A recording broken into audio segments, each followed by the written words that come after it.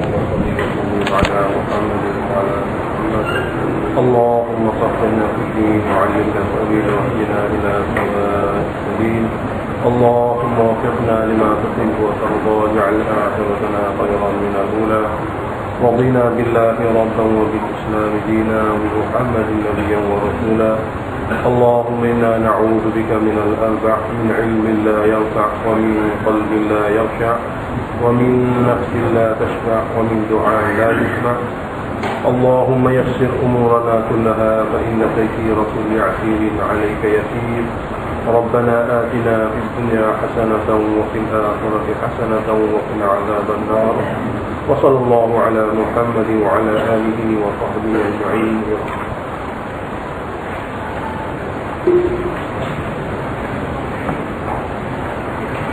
Tadi kita dengar cobaan dan ujian Allah Ta'ala kepada kita hamba semasa di atas dunia, iaitu dia adakan syariat, hukum syariat, hukum tasyrik. Dituntut daripada hamba supaya melakukannya setelah hamba itu mukallaf, cukup umur dan berakal. Dan hukum syariat dia tu,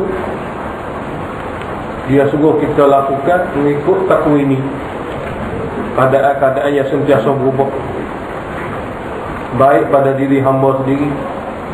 Kadang-kadang hamba tu dia sihat, kadang-kadang hamba tu dia sakit, kadang-kadang satu orang hamba tu sibuk, kadang-kadang satu orang hamba tu lapar. Itu takwini. Dan suasana luar hamba, luar pada tubuh badan dia, kadang-kadang pria ni panas, kadang-kadang sejuk, kadang-kadang hujan, kadang-kadang ribut. Jadi keadaan itu Allah adakan, Allah sengaja adakan. Nak tengok hamba ni dalam apa keadaan itu dia boleh ikut syariat atau tidak. Allah adakan keadaan orang itu jadi serabut. Lepas tu masa tu masuk waktu zuhur, lagu mana semaya dia? Allah adakan satu orang itu sibuk, bermasuk waktu asar, macam mana keadaan dia? Kadang-kadang dia dilalaikan oleh benda lain. Orang ada anak, dia ada cucu semua sekali, hipung, bahasa cuti sekolah. Bagaimana dia dengan sembahyang maghrib? Ini dia panggil takwini, kadang-kadang yang berlaku pada hamba, baik pada diri dalam media atau luar media. Dia panggil takwini, kejadian yang Allah Ta'ala sengaja adakan. Lepas tu kadang-kadang keadaan yang berlaku pada satu orang itu bukan kehendak dia, betul-betul Allah dah. Tak ada pasal-pasal jadi sakit, jadi demam. Tak. Yang tanpa dugaan dia. Ini semua hukum takwini atau kejadian alam, kejadian yang ada daripada diri manusia ni, satu cara Allah nak uji hamba. Nak tengok hamba itu dalam apa saja keadaan, bagaimana ke hamba itu boleh menyempurnakan hukum syariat. Hukum syariat tak berubah. Kalau Allah nak supaya semaya zuhur, memang waktu zuhur tu kena semaya, tak boleh nak ejah. Walaupun hamba ketika tu sibuk sangat ke, atau hamba ketika tu dia menghadapi keadaan panas ke, ataupun keadaan hujan ke, macam-macam. Allah nak waktu zuhur ni kena semaya zuhur. Dan beginilah ujian Allah Ta'ala. Dan dua hukum ni daripada Allah berlaku. Cuma takwini ni, mana kejadian-kejadian ni pada alam dan diri manusia ni Allah ubah-ubahkan. Tapi syariat yang dia syariatkan melalui wahyu dalam Quran gini ni hukum juga, hukum syariat. Dia tak ubah, dia suruh ikut pedoman ni. Maka setelah berapa lama manusia hidup atas dunia dengan apa saja keadaan, dulu dia puasa musim sejuk, dia boleh puasa. Ni mari musim panas, boleh puasa juga. Mana Allah Ta'ala dapat daripada ilmu ilahi yang sempurna suatu kaedah yang Allah Ta'ala adakan sebagai peraturan untuk Allah hukum hamba di akhirat.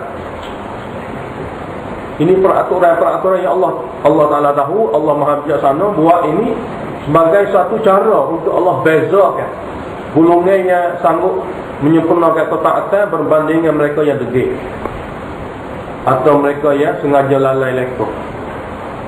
Dengan inilah sabit dunia ini darul ibtila, medan ujian. Jadi ujian dengan disyariatkan hukum supaya hamba buat atau hamba tu tinggal dalam suasana takwini, dalam suasana kejadian alam yang berbeza-beza yang Allah sengaja adakan sebagai cobaan dan ujian bagi hamba. Itu dah jelas. Kena jadi jelas lah. Ni kita tengok abang pula ni. Kesamaran yang pertama tentang ilah ialah, iaitu masyarakat kata-kata duk faham apabila kita kata syirik ini orang yang menduakan Allah. Dia kata orang faham kata ada sesuatu lagi yang serupa Allah. Segenak sedih. Di segi zat, di segi sifat, di segi af'al ada yang kedua serupa Allah, tu baru syirik. Sekadar serutuk wali tak ada syirik lagu ni. Ni kesamaran. Tengok. Kesamaran pertama tentang ilah ialah mereka menganggap atau memahami bahawa musyrikin Arab Mekah dahulu dengan sebab tak ngaji. Ini pun kena buat korongnya dengan sebab tidak mengkaji dan meneliti. Sebab tu dia anggapan ni maknanya anggapkan sangkaan benda yang tidak berasas daripada bukti. Ya, kalau buka kitab sejarah, kita buka kitab hadis yang membicarakan tentang keadaan musyrikin Mekah di segi akidah dan amalan, memang tak ada masalah, ya jelas. Masalahnya masyarakat kita ni ambil mudah tak sih mengaji. Duk anggap, duk sangka Arab Mekah pasal tu pasal ni. Tak. Lalu dia melakukan sesuatu kadang-kadang menyerupai dan mirip pada orang Mekah dah. Tapi oleh tanggapan salah dia tentang orang Mekah tu, dia rasa amalan dia ni lain, orang Arab Mekah lain. Itu memahami bahawa musyrikin Arab Mekah dahulu telah melakukan syirik kerana percaya sesuatu selain Allah Ta'ala yang disuruh itu memiliki sifat yang sama atau serupa dengan Allah Ta'ala. Mana orang percaya pada benda lain selain pada Allah yang memiliki sifat sama dan serupa dengan Allah, itu baru syirik. Jadi dengan kata lain, selain daripada Allah juga memiliki sifat sempurna. Sifat sempurna, sifat sempurna yang ada pada Allah Ta'ala semua sekali. Kalau tak ada semua sekali, tidak syirik. Nah, mereka memiliki juga sifat sempurna semua sekali, barulah dikatakan orang itu syirik pada Allah. Lalu mereka mendakwa seseorang yang menyeru selain daripada Allah tidak percaya seperti itu. Dia seru selain pada Allah, dia seru jin, dia seru malaikat, dia seru roh nabi, roh wali, tapi tidak mempercayai seperti itu, iaitu percaya sekadar memberi sokongan syafaat sahaja. Kita seru untuk wali ni supaya dia sokong, supaya makbul doa kita, supaya cepat makbul atau mudah diterima. Maka kalau sekadar ni, kata mereka, tidak dikatakan syirik, tidak dikatakan syirik. Atau sesuatu yang disuruh selain pada Allah itu sekadar memperolehi berkat saja. Kita suruh dia tu nak berkat ya. Nah, sebab kita menyadar kadang-kadang kita cuma seloting kota gini dengan Allah Ta'ala ni tak pernah sabar. Supaya orang kapun lagi ngadak raja, dia tak reti lagi nak masuk istana, nak ucap-ucapkan dengan protokol raja pun tak reti. Jadi terpaksa guna orang tengok, bawa pergi. Semua dia kias seperti dunia, hak Allah Ta'ala. Jadi kita kena ambil orang tengok, perantara nak pergi mengadak raja, tuaku. Orang kapur yang hujung ulu mana tak tahu, tak berani. Maka kena ada orang tengah ni lah sebagai juru bicara. Nah, dia orang tengah ni pun orang gini rapat dengan raja dah, dengan tuaku dah, barulah benar sabar. Ni kita dengan penuh penang, ada sakit, ada susah ni nak berdoa pada Allah Ta'ala, mana boleh. Kita kena ambil berkat tu wali, kita kena ambil berkat Nabi, tolong ayat. Ni pun orang kita juga ni, buat kira ke mana ya Allah. Jata kalau sekadar ni tidak syirik. Kalau sekadar ni, ini tidak syirik. Kenapa? Kerana mereka itu adalah di kalangan makhluk-makhluk hampir kepada Allah. Kerana Nabi wali ini merupakan makhluk-makhluk hampir dengan Allah.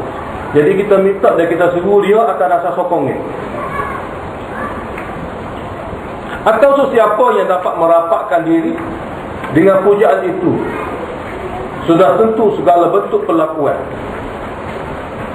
akan dibawa terus kepada Allah. Atau sesiapa yang dapat merapatkan diri dengan pujaan-pujaan. Pujaan-pujaan sini ialah roh Nabi, wali, malaikat dan jin. Boleh merapatkan diri dengan pujaan-pujaan yang diseru, termasuk semua sekali empat tu lah. Sudah tentu apabila kita rapatkan diri dia dengan wali ni, dengan roh Nabi ni, dengan malaikat ni, dengan jin ni, dengan segala bentuk perlakuan. Nah, dengan dalam segala bentuk perlakuan, umpama atau seperti seruan rapat dengan keadaan seru dia. Hei tu, hei ni, macam-macam lah. Dan pujaan terhadap makhluk-makhluk hampir. Pujaan mana apa-apa saja pemujaan dia buat. Perasaan ni ke, macam-macam. Jadi dengan cara-cara ni dia jadi rapat dengan wali, dia jadi rapat dengan Nabi, dia jadi rapat dengan jin, dia jadi rapat dengan malaikat. Lepas tu golongan empat ni lah akan membawa permohonan dia kepada Allah. Akan membawa permohonan dia kepada Allah. Cuma dalam pahaman kita orang Melayu, kalau nak merapatkan dengan Allah, kalau kata wali, malaikat dengan Nabi ni nasabah jin tu mana? Orang Melayu kita dia tak faham tu, tapi orang Arab dia faham. Nah. Dia faham kata Allah nikah dengan jin tu bik malaikat. Malaikat tu anak tina Allah yang nikah dengan jin tu. Jadi bagi orang Arab dulu hak jahil juga ni. Jadi orang Melayu kita ni dia berjanji kepada wakil Allah ya. Tak ada nak ke akhirat. Tapi banyak perkara yang kita akan baca dalam surah jin tu, banyak perkara. Dengan begitu pun yang menasabah dengan kita kaum Melayu ni, yang boleh merapatkan dengan Allah Ta'ala agak malaikat, tak, Jibril, tak, ataupun Nabi, ataupun wali. Dia tulus sapa pada Allah, atau tulus saing. Macam kita lah saing, ada saing demo tu tak hati, dia kenal kita, dia tak kenal mana. Jadi sokong dia untuk merapatkan kepada Allah. Jadi akan dibawa terus kepada Allah Ta'ala yang Maha Esa. Hamba-hamba Allah yang hampir itu seperti malaikat, para malaikat lah, anbiya, para nabi, awliya, para wali, atau jin. Jadi golongan ini akan merayu kepada Allah. Faham dia. Golongan yang kita duk rapat dah ni akan merayu pada Allah yang Maha Esa, bagi meluluskan permohonan itu. Dibujuk Allah Ta'ala, duk mandek dengan Allah Ta'ala, duk gantung pada Allah Ta'ala. Ya Allah, orang ni dekat Abdullah lah, saing juga tak dia ni pun. Nah, ni orang kita lah ni, duk mari berapa sama orang kita. Dia faham gitu.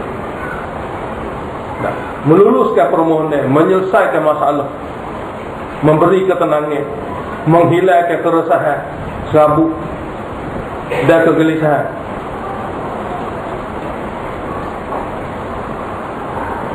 Jadi bagi mereka ini, kalau sekadar tu bukan syirik, bukan syirik Arab yang menyebabkan Allah Ta'ala kata dengan muka ni syirik, bukan. Nah,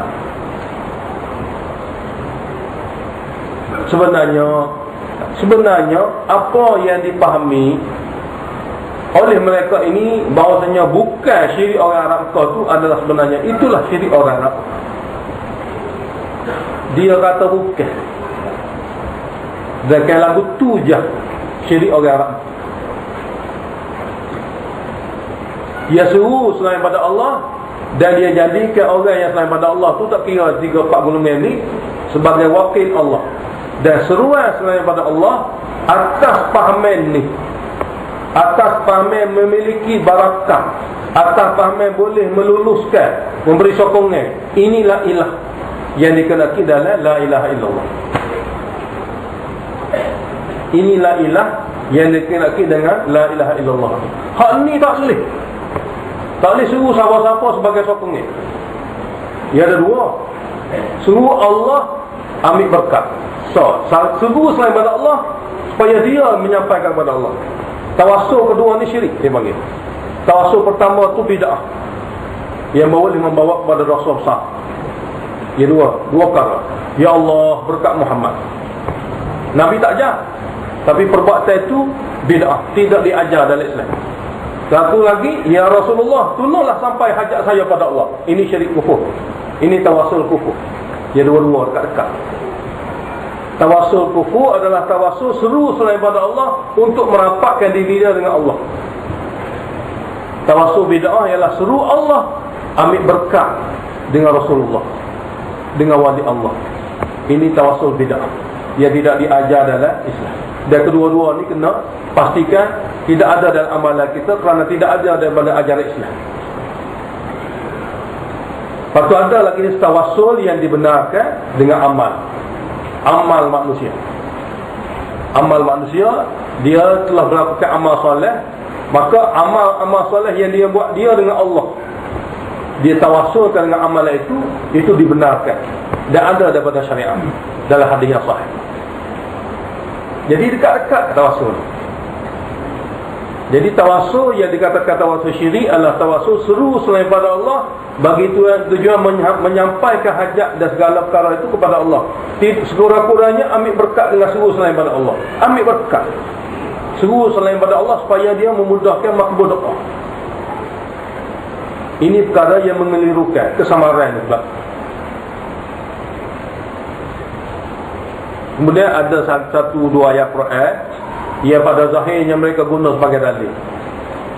Tapi buat masa ni kita tidak ada lagi lah jumpa orang guna dalil ni. Cuma ulama kata boleh jadi kalau mereka berdalil ni munasabah.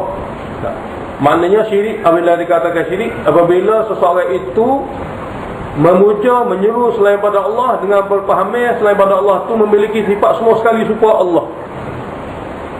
Taswiyah dia panggil, atau mu'adalah. Maka kalau percaya orang kadang-kadang saja, itu tidak jadi syirik. Berdalil mereka itu dengan dua ayat ini, iaitu ayat pertama, tsummal ladzina kafaru bi rabbihim ya'dilun. Kemudian orang-orang kafir menyamakan Tuhan mereka akan sesuatu yang lain. Menyamakan dengan Tuhan mereka Allah akan sesuatu yang lain pun ada memiliki kuasa juga. Menyamakan dengan Tuhan mereka Allah akan sesuatu yang lain. Sini perkataan menyamakan. Dia ambil, tengok dalam Quran kata menyamakan. Ini tidak sama ni. Kita suruh tak wali tidak. Kita tak percaya pada tu wali memiliki sifat Allah. Cuma sekadar ambil berkat. Hak jadi syirik tu apabila menyamakan. Ayat Quran kata menyamakan. Dia ambil lafaz-lafaz gitulah. Tapi apabila kita tengok tafsir, dia kata lafaz menyamakan tapi bukan maksud menyamakan. Hanya satu sudut saja tak kira. Dia kira kufur dan syirik dah. Ahli tafsir akan huraf. Masa itulah bila kita menolak kitab tafsir yang muktabar, maka dalam ya'dilu ni dia akan huraf. Sebab apa? Sebab ayat Allah kufurkan orang Mekah ni bukan pergi menyamakan. Tak. Kerana pergi berkat. Pergi hak kecil-kecil. Ala kadar yang nampak. Tapi Allah cok kafir orang Mekah. Jadi bila orang Mekah berfaham kata menyamakan, menduakan Allah, ini bukan faham orang Mekah. Orang Mekah 3 tauhid dia terima. Kita baca kan? 3 tauhid dia terima, Allah saja, tak boleh syirik benda tu. Lepas tu yang ketiga bagi 2. Hak tu saja dia syirik. Oleh kerana tu menyamakan dalam ayat ini bukan menyamakan semua sekali. Bahkan di satu sudut. Di satu sudut yang merupakan sifat khusus Allah, dia samakan. Sifat khusus Allah Maha mengetahui atau mengetahui perkara lain. Ini sifat khusus Allah. Lalu dia faham wali ini pun tahu perkara lain. Di segi sifat ni saja, maka dia telah jadi kafir dengan sebab syirik fil ilmi. Bukan semua. Bukan semua, di satu-satu sudut yang merupakan sudut itu sifat ketuhanan. Mana tidak menyamakan Allah Ta'ala 100%, tapi di satu sudut saja. Dalam 100% itu 1% contohnya pun dia kira syirik pada Allah. Dan inilah yang terjadi sebenarnya pada orang Mekah. Yang terjadi sebenarnya pada orang Mekah. Dan kesempatan yang kedua yang boleh mereka berdalil, itu ayat surah Syu'ara yang berbunyi idnusawwikum birabbil alamin. Idnusawwikum birabbil alamin. Jadi kami diazab kerana kami pernah menyamakan kamu, wahai patung berhala, dengan Allah semesta alam, Tuhan pemilik semesta alam. Kami menyamakan kamu. Kamu ni siapa? Nabi, wali, malaikat, daging. Kum ni, dhamir khitab ni adalah pujaan-pujaan batil yang terdiri pada ruh Nabi, ruh wali, malaikat, daging. Jadi kami diazab di akhirat ini kerana kami menyamakan kamu, ruh Nabi, wali, malaikat, daging, dengan Rabbil Alamin, Allah pencipta pemelihara semesta alam. Maka taswiyah di sini pun bukan segenap sudut. Taswiyah dalam ayat ni pun bukan segenap sudut. Begitu juga muadalah dalam ayat sebelum ni pun bukan segenap sudut. Salah satu daripada sifat-sifat yang khas bagi Tuhan, kita pergi bubuh pada selain pada Tuhan, kita dikira menyamakan dalam bab kita. Kita telah dikira menyamakan. Bukan menyamakan semua sekali, menyamakan salah satu daripada sifat ilah. Baru kita kata manakala lafaz taswiyah dalam ayat surah Syu'ara, makna muadalah dalam surah Al-Anfal, kedua-dua lafaz ini sekali-kali tidak memberi makna sama dalam setiap sudut. Bahkan sama di dalam kedua-dua ayat itu pada setengah-setengah sudut saja. Pada setengah-setengah sudut saja. Ini tafsir. Dari buka tafsir dia kaya dalam bab ayat ni, bukalah tafsir mana-mana pun sejenis belaka dia akan ayat, dia akan huruf. Mana kalau orang ngaji tak ada masalah lah. Masalahnya kita nak hurai kepada orang yang tak mengaji. Kalau dia ambil ayat ni secara kokoh dengan tidak mengaji semua depan belakang, ambil ayat ni saja, kita ni kena ada maklumat awal. Kena ingat ayat Syu'ara, ayat Anfal.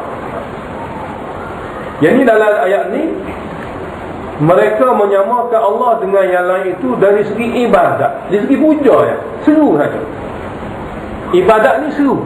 Ya Nabi, itu seru. Seru tu ibadat. Seru tu ibadat. Ad-du'a'u huwal ibadah dalam hadis sahih. Doa itulah sebenarnya ibadat. Sebab itulah doa seruan tidak boleh dibenarkan berlaku daripada satu orang hamba kepada yang lain selain pada Allah, ma fawqal asbab, luar lingkungan asbab. Sebab doa dan seru itu adalah ibadat.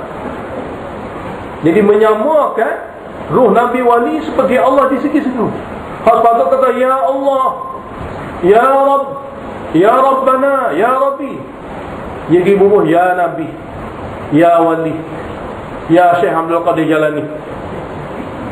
Dan lafaz-lafaz seruan seperti ini dipanggil lafaz ibadat. Jadi menyamakan mereka dari segi seru, maka mereka dikira syirik pada Allah. Mereka dikira syirik pada Allah.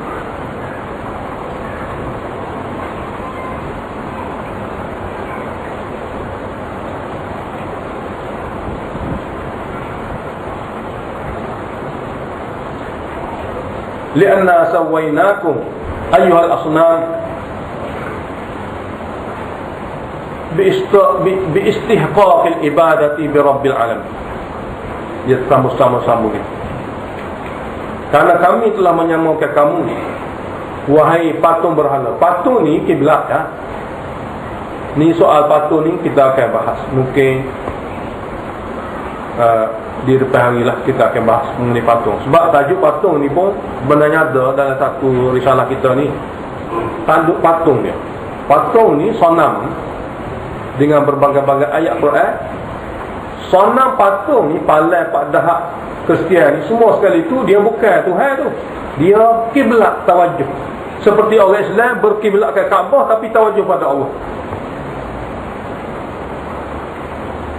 Jadi gambar patung dalam mana-mana gereja, dalam mana-mana kuih, dalam mana-mana wad, Dia tu bukan Tuhan, tu patung. Kiblat untuk tawajuh pada ruh. Gambar ini dibuat. Hak dia semuanya ruh. Ruh Buddha,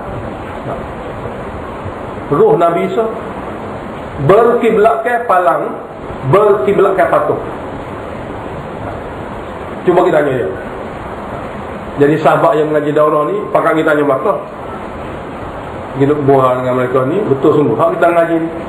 Dia kata mana aku semua patung. Hak tu muka kacau, aku beli-beli hak lain. Dia kata tak ada masalah pakai kiblat ni. Macam patung ni kita curi, buat ngamak kan. Kacau-kacau pula jual. Dia cari-cari tak jumpa patung ni. Pergi beli kedai pula, kira ke mana pun, murah mahal. Sebab patung tu bukan Tuhan. Kiblat tawajuh saja masa nak menyeru ruh. Cuma dia khayal lah. Kalau jenis malaikat ni panggil banyak, kaki banyak, hidung ada, macam-macam. Dia panggil macam-macam. Dia ibaratkan inilah malaikat. Dia berseluruh. Dia pun nama dewa-dewi, macam-macam lah dia bubuh tu. Jadi waktu kalau terbakar rumah ibadat dia, tak ada masalah kata dia. Wah lain pula. Sebab ia sekadar kiblat tawajuh. Nah, kita ni duduk katuk benda tu, tak nak kata apa. Nah, dia boleh buat macam mana lagi. Bangkai kiblat. Oleh kata jenis-jenis patung ni kita jangan silap faham. Lalu dia kata, kita tu kata dia, patung semua patut. Faham untuk semua dinding tu. Mana jadi dia? Betul tak? Sebab kita nak dinding belakang.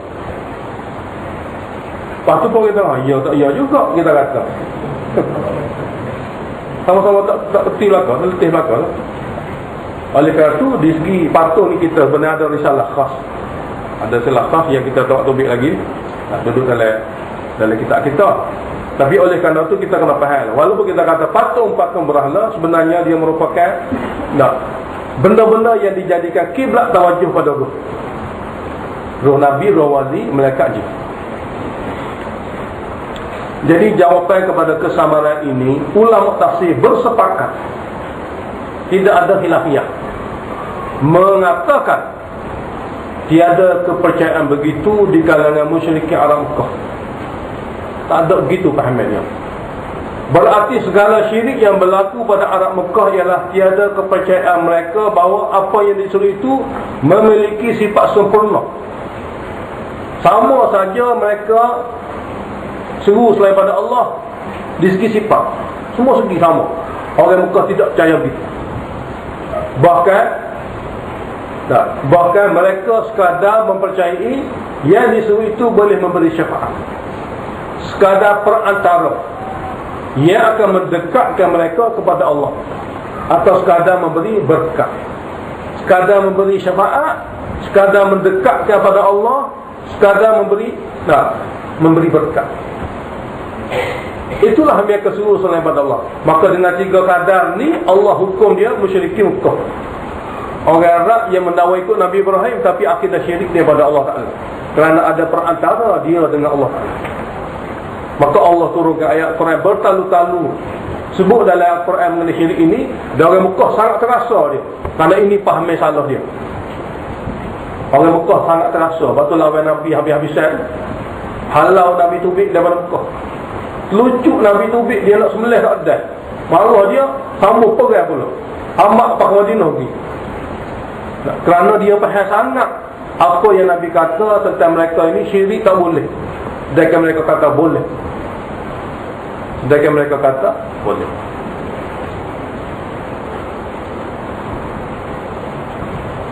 Dalam kitab ni sebut, dalam kitab Ruhul Ma'ni, sedangkan musyrikin Arab Mekah tidak percaya ruh-ruh patung atau malaikat itu menyerupai Allah dari segi zat dan sifat, dan tidak menyalahi pada af'al, tindak tanduk.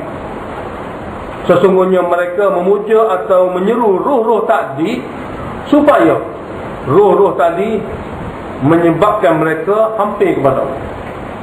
Ruh-ruh tadi boleh menjadi penyebab untuk mereka hampir kepada Allah.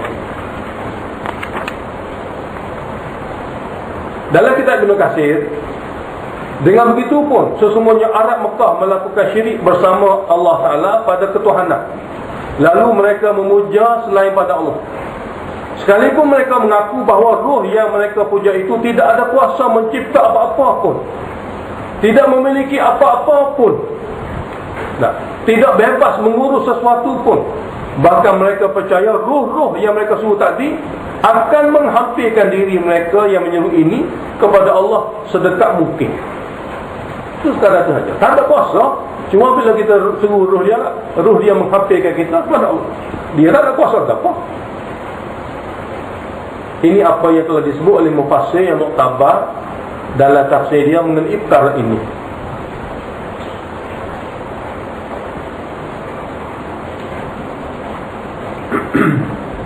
Kesamaran kedua oleh kita ni sama. Kesamaran dan kekeliruan kedua ialah Arab Mekah jadi syirik tu bapa dengan sebab mereka percaya kepada patung yang tidak bernyawa. Tu jadi syirik tu. Jadi kita semua batu, kita semua palas, tak ada pasal-pasal lah tu syirik tu. Kita roh benar. Bukan patung kita. Jadi syiriknya orang Mekah kerana semua patung yang tidak bernyawa. Mereka percaya pada batu, kayu.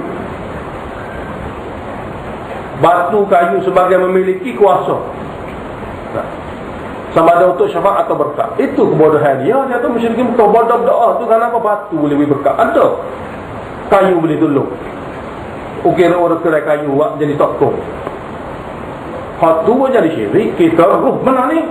Ruh ni. Jadi dia kira batu tu memang syirik. Kalau ruh tak apa. Ini kesamaran kedua bagi orang jahil. Jawapan kesamaran ini ialah dalam kitab Hujjatullah kata mereka Arab Mekah berfaham bahawa orang soleh sebelum mereka telah membuat ibadat kepada Allah. Orang soleh. Orang Arab Mekah berfaham orang soleh sebelum mereka telah berbuat ibadat kepada Allah, telah hampir kepada Allah. Dengan sebab hampir doa ni ada karamat, perkara-perkara luar biasa yang pernah Allah zahirkan kepada dia boleh jadi. Lalu Allah telah memberi mereka kuasa ketuhanan. Jadi kuasa ketuhanan ni Allah beri sebagai anugerah. Macam kita atas dunia kan, dia kata apabila awak jasa banyak dah pada negara, beri Datuk Seri, Tun, macam-macam boleh begitu. Kenapa? Kerana jasa-jasa dia. Jadi oleh kerana ada jasa Tun ni kan, ramai orang hidup sekarang dengan dia nak ambil wakil lah, saing-saingnya apa? Ni tasri benar saing. Tidak kan?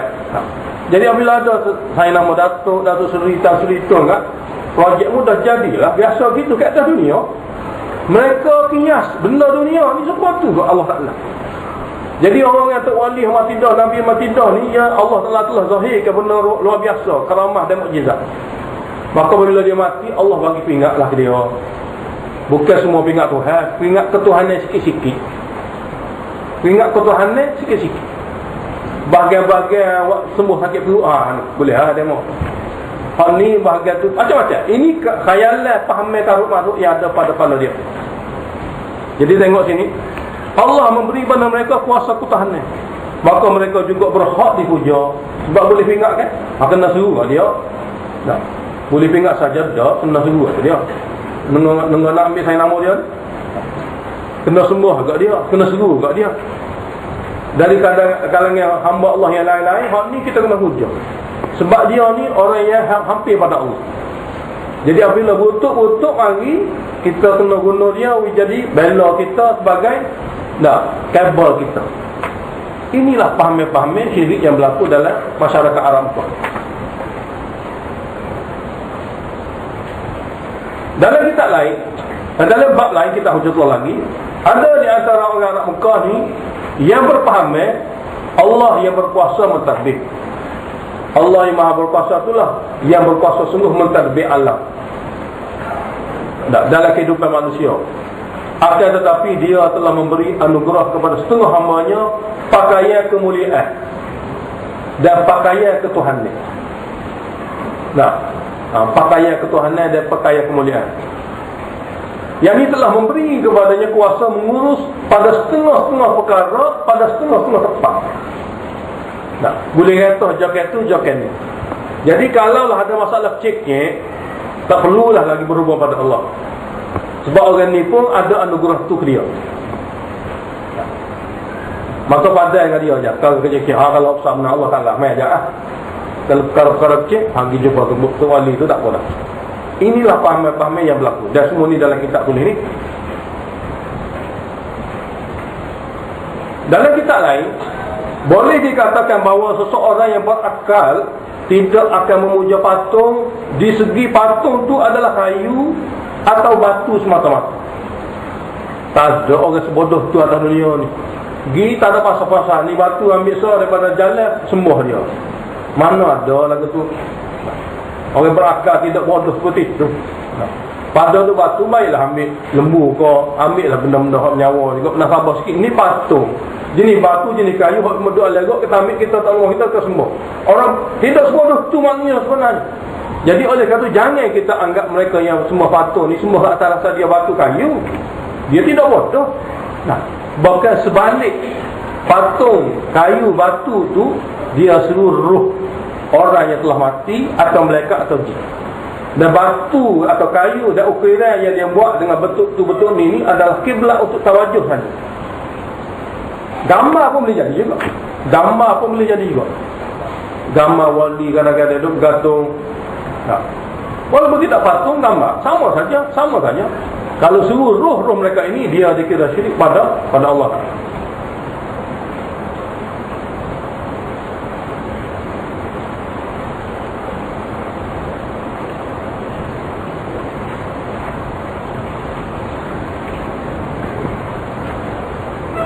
Jadi tidaklah bodohnya manusia seru sekadar batu atau seru sekadar kayu. Sebenarnya mereka menyembah patung kerana kepercayaan mereka patung itu roh-roh bintang. Setengah-setengah pahami orang Arab dulu, roh-roh bintang, atau roh makhluk-makhluk langit, atau roh para nabi, atau roh orang soleh, yang para wali yang telah berlalu zaman mereka. Maksud penyembahan mereka kepada patung ini ialah tawajuh mereka kepada ruh. Tawajuh mereka kepada ruh. Yang mereka telah menjadikan rupa-rupa, bentuk-bentuk dengan ukiran dan lukisan sebagai gambaran bagi ruh orang yang telah mati itu. Sebagai gambaran, inilah boleh jadi rupa dan ruh orang yang telah mati itu. Kalau dia serunya ruh mereka itulah.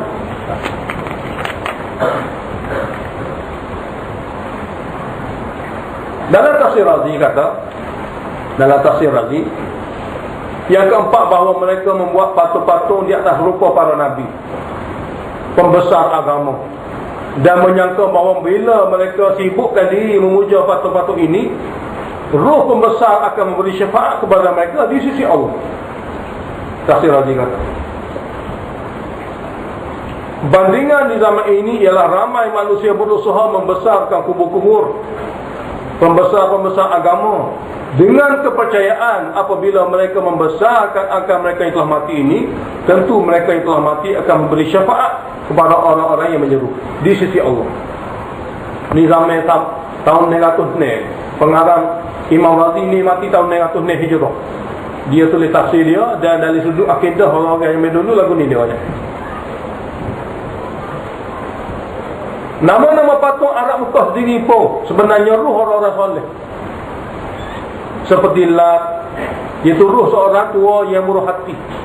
Manat, ruh manusia. Uzza pula nama bagi jin. Patung di Bukit Safa, Isa, seorang lelaki. Dan di Bukit Marwah, Nailah, seorang wanita. Kedua-dua orang ini asalnya ingin berzina dalam Kaabah. Dia bercinta di luar, mari nak jumpa dengan kekasih dia di Mekah, dan nak berzina dalam Kaabah. Dia mari dia jauh. Sampai sana Allah jadikan dia tu batu. Sampai di tempat tu Allah jadikan kedua-duanya batu. Jadi Allah jadikan mereka berdua batu. Jadi kedua-dua batu ini pernah disandarkan di Kaabah sebagai pengajaran untuk orang-orang lain. Nah, pakai batu, pakai sandar batu situ. Jadi orang tahu masa tu kan, ni lah orang berzina kat Kaabah. Orang nak berzina, tak berzina lagi. Nak berzina kat Kaabah, tengok jadi batu. Lama-lama kelamat orang kemudian anak cucu pun tengok kata, orang duk tawah ni rupanya dia suruh benar ni. Apa dia duduk sagut Kaabah gini, nyusul atau ni. Ambil tak ada hukit yang mudah sekali. Ambil seekor kita atas Bukit Safa, seekor lagi kita atas Bukit Marwah, baru kena tempat dia kalau nak suruh pun. Lalu dia pun buat syariat baru. Siapa-siapa bersair Safa Marwah, kalau tu tak setuh ke batu ni, tak sah Safa dia. Anak cucu faham gitu pun. Dan berlakulah pahaman sesat bertali arus sampai ke zaman Nabi Muhammad SAW. Sampai apabila Nabi SAW menjelaskan kepada sahabat, syirik tidak boleh sama sekali merosakkan akidah. Jadi sahabat-sahabat Nabi tak usah buat sa'i. Kerana dia kata sa'i ni kat bukit, kat patung dah. Nah, sedangkan patung tu adalah baru diletak oleh orang kemudian yang tidak tahu. Nah, jarak sebenar apa yang telah berlaku. Inilah berlaku apabila tidak ada panduan kitab dalam syariat. Macam-macam boleh berlaku dengan andaian yang berbeza-beza.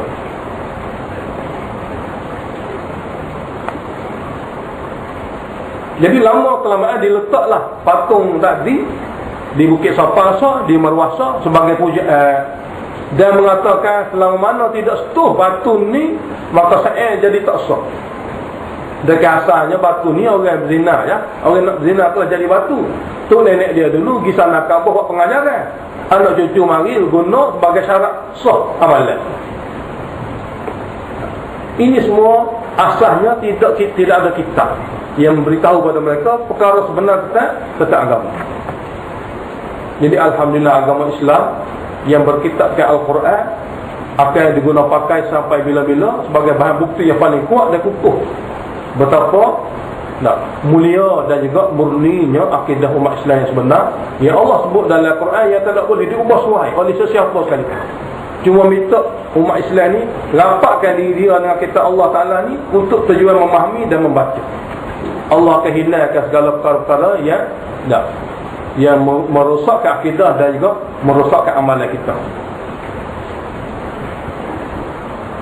Jadi lafaz syai'an, lafaz ahadan jika ada dalam Quran. Lafaz syai'an, lafaz ahadan dan min dunillah. Semua ni lafaz umum. Dia panggil lafaz umum. Ia merangkumi patung berhala dan roh-roh manusia, jin dan para malaikat. Syai'an ke, ahadan ke, min dunillah ke, apabila duduk dalam Quran merangkumi semua perkara yang disuruh selain pada Allah. Tak kira jenis batu, kayu ataupun roh atau benda atau apa saja.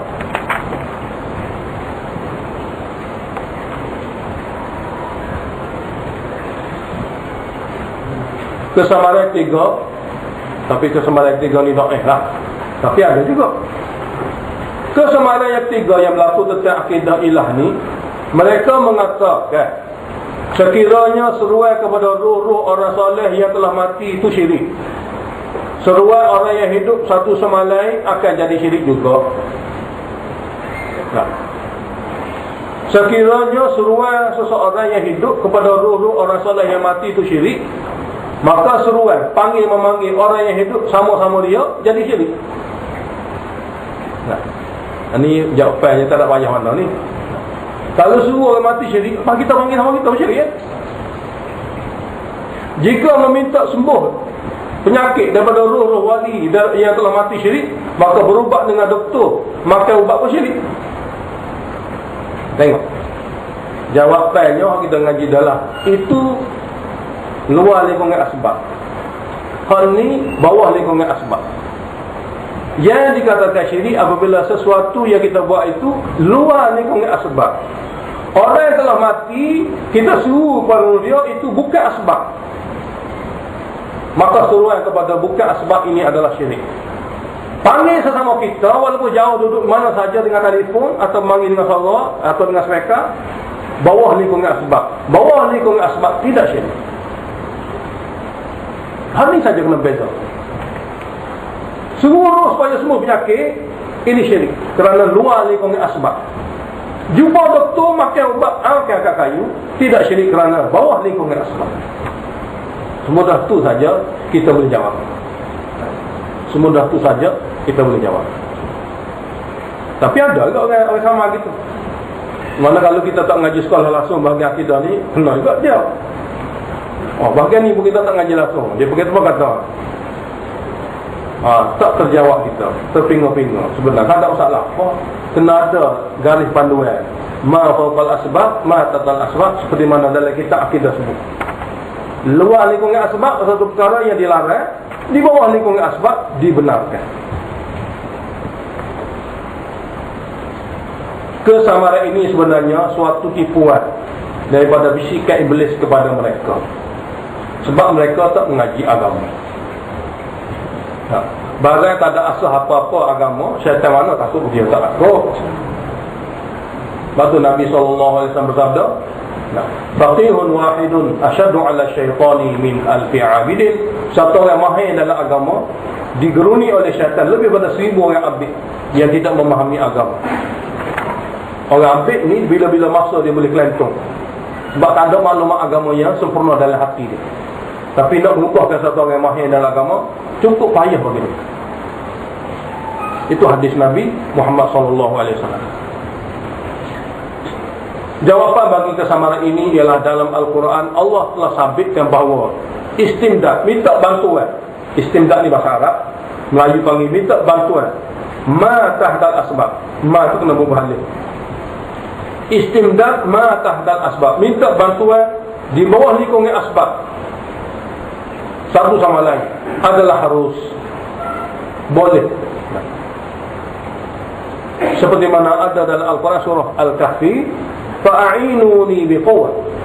Zulkarnain kata kepada penduduk kawasan berbukit itu, kamu semua bantulah aku dengan kekuatan. Dengan kekuatan tubuh badan kamu, dengan kekuatan tubuh badan kamu, untuk buat pagar daripada diserai oleh Ya'juj. Fa'inuni biquwwah. Jadi perkataan fa'inuni daripada Zulkarnain, raja dunia, minta daripada orang kampung tu, orang kampung di kawasan bukit tu, tolonglah pokokmu dengan tubuh badan, dengan kemampuan kerja. Tolong buat kerja, bantu aku untuk bentengkan kawasan ni yang biasa diceroboh oleh Ya'juj. Jadi di sini Allah Ta'ala telah memberitahu kepada kita, Zulkarnain minta tolong kawasan tu, tolong menolong gotong royong buat benteng.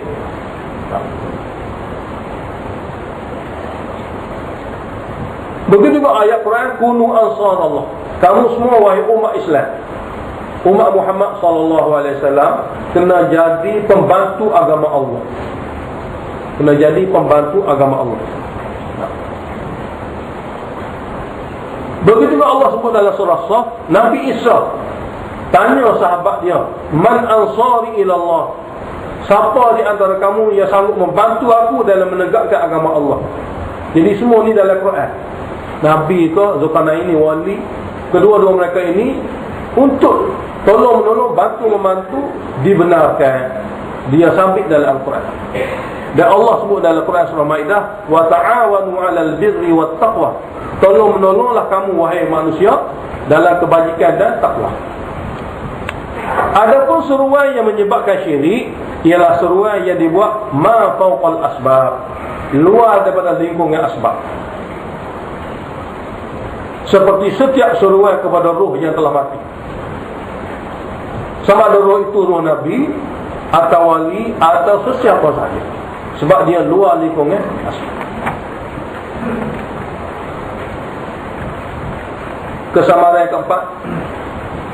Kesamaran keempat ialah mereka berpahaman bahawa mukjizat yang ada pada Nabi dahulu atau keramat yang ada pada wali, mereka faham semua itu daripada ikhtiar Nabi wali.